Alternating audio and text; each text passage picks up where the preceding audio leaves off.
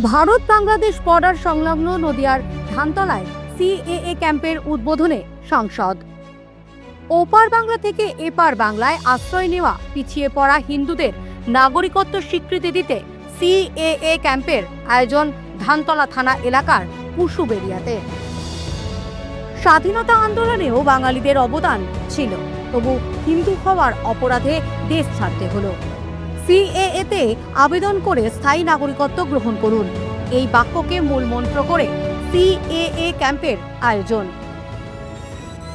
এই ব্যবস্থায় আবেদনকারী ব্যক্তিরা যেমনটা জানালেন। আমি ভারতীয় নাগরিকত্ব পাওয়ার আশায় সিএ ফর্ম ভরতে এসেছি। আপনাদের নাগরিকত্বের কথা ভেবেছে প্রথম গুজরাটের মানুষ, তিনি আমাদের নরেন্দ্র দামোদর মোদী। এই দিন পথসভার মধ্যে দিয়ে সিএএ ক্যাম্পের সূচনা হয়।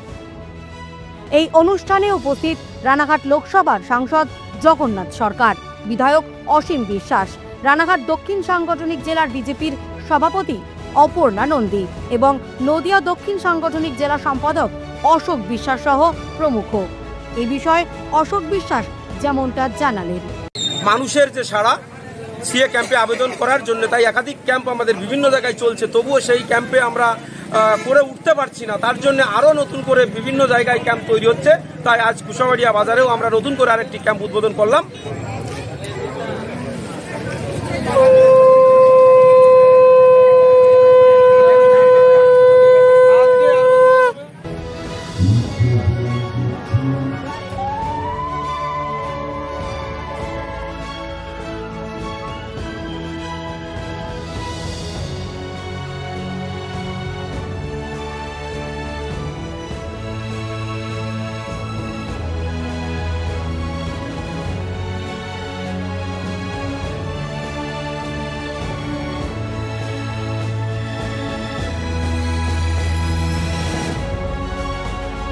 এটা বাংলাদেশ বর্ডার সংলগ্ন এরিয়া।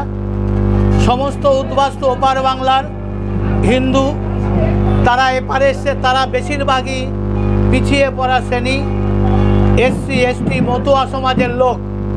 আর তাই তাদের নাগরিকত্বের ডিমান্ড খুব বেশি। দীর্ঘদিন ধরে বিভিন্ন জায়গায় ক্যাম্প চলেও তাদের দাবি তাদের ভিড় আমরা হালকা করতে পারছি না। তাই আজকে আবার এই আবহের মধ্যে তাদের দাবি আরও বেশি হয়, আরও নতুন করে একাধিক ক্যাম্পের আমরা শুভ উদ্বোধন করলাম। আমরা নতুন করে আরেকটি ক্যাম্প উদ্বোধন করলাম।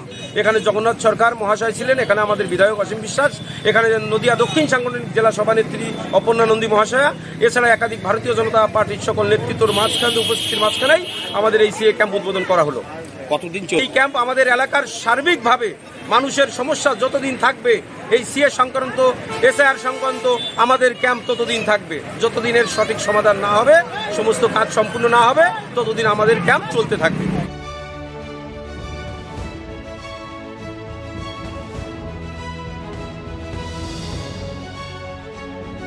ব্যুরো রিপোর্ট, বর্তমান ভারত।